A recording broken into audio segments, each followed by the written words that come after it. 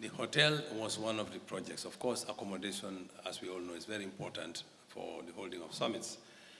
However, we had a plan B, and our plan B had worked. We have identified enough bed space that we even needed for this just ended summit. However, let me make it very clear that the hotel project was a unique one that is not the same in terms of scope and character with all others. Like, for instance, the road projects are all Gambia government projects. But the hotel project, you would recall the government did not have money to be able to build a new hotel. We had wanted to take a loan at the beginning, but then the loans were not concessional, so we couldn't get a hotel built on our own. So we therefore explored different possibilities.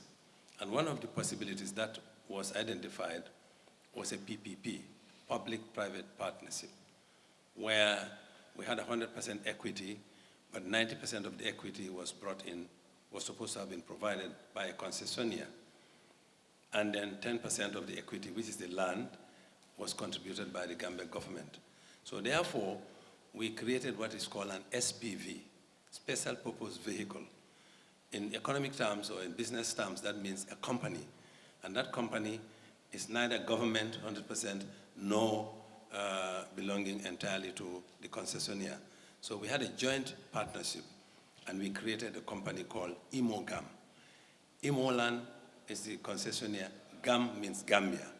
So it's a company like any other company. It's no longer the same in terms of character. So the company exists legally. It's a different animal from government. The project started, but it had some delays. Notwithstanding, we had our own plan Bs, and we went ahead. So if I may answer your question directly, IMOGAM as a company still exists legally. The project site is there. Work has started. It has stalled. But it is expected that the project should be completed. So as you can see, which is evident enough, the summit went ahead using all the resources that we have in the country. So that is what I want to say about the hotel. So the five-star hotel is a joint venture project, which includes two partners, Gambia government on one hand and a private concessionaire on another hand, forming a company called IMOGAM. So IMOGAM has its own directors. It's no longer a Gambia government, purely Gambia government project. It's no longer an OIC project. What we did, as our secretariat mandate demands, is to raise resources. And that is one of our resources that we raised.